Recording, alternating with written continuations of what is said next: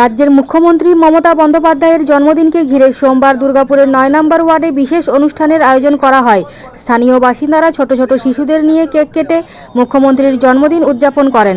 শিশুদের উচ্ছ্বাসে পুরো এলাকা জমে ওঠে। পাশাপাশি জন্মদিন উপলক্ষে কম্বল বিতরণও করা হয়।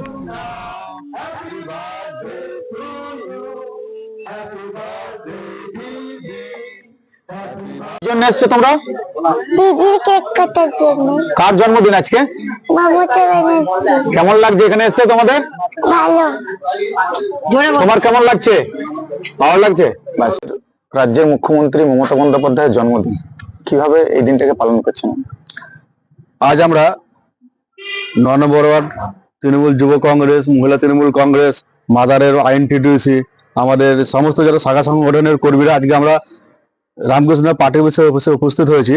আমরা দিদির এখানে কেক সেলিব্রেশন করা হবে এবং আমাদের কিছু কম্বল বিতরণ করব। যারা আমাদের ওয়ার্ডের মধ্যে মানে যারা বিভিন্ন জায়গায় বসে রয়েছে বা ঠান্ডার মধ্যে শুয়ে রয়েছে তাদের জন্য আমরা কম্বলের ব্যবস্থা করেছি। এবং দুই ছোট ছোট বোন রয়েছে, এদেরকে এরা দিদির কেকটা কাটা করাবে, এরা কাটবে। এবং বাচ্চারা জন্ম থেকে শুরু করে একদম বিবাহিত পর্যন্ত আমাদের নেত্রী, আমাদের রাজ্যের মুখ্যমন্ত্রী যেভাবে মানুষকে পরিষেবা দিয়েছে বিভিন্ন স্কিমের মাধ্যমে, ঠিক আছে, তারই প্রচার তো আমাদের চলে কন্টিনিউ, সেটা আপনাদের মাধ্যমে দেখতে পান আমরা। তো আমাদের সেই বাচ্চাদেরকে দিয়ে আমরা আজকে দিদির এই কেকটা কাটা করা। দিদির কাছে দিদিকে কেক সম্পন্ন করার জন্য আমি আঙ্কেল কেটে রাখছি, ঠিক আছে? হ্যাঁ বলছি, তাহলে চল কোথায় কোথায় লিস্ট করে রেখেছে, দেখি কি করে বলতো যখন নাইটে দিদিগুলো আসে না এসে কোথায় কোথায় ব্যবস্থা করেছো?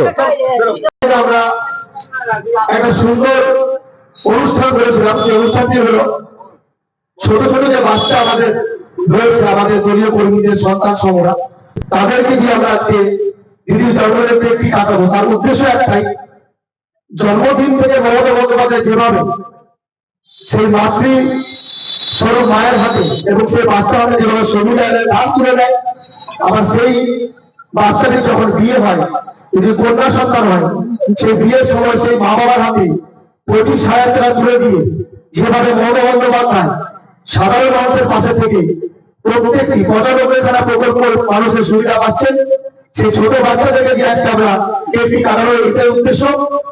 এরপরে আমরা চলে যাবো এই ওয়ার্ডে যারা ভবে ঘুরে আছেন, যারা গৃহহীন, যারা বিভিন্ন দোকানের বাইরে সেটের তলায় রাত্রি আমরা তাদের কাছে শিল্পস্ত্র তুলে দেবো তাদের হাতে, তাদের আশীর্বাদ দেবো। তারা কিন্তু হয়তো আমাদের কেউ ওয়ার্ডের ভোটার নয় বা হয়তো তাদের ভোটার তালিকায় নাম নেই, কিন্তু তারা পশ্চিমবাংলার মাটিতে বসবাস করছে, যে বাংলার দুর্জয় ঘাঁটি, মমতা বন্দ্যোপাধ্যায়ের শক্ত ঘাঁটি, সেই মাটিতে তারা বসবাস করেন। তাদের আশীর্বাদকে মাথায় করে আমরা আগামী দিনে তৃণমূল যুব কংগ্রেস এবং সকল শাখা সংগঠন এগিয়ে যাব।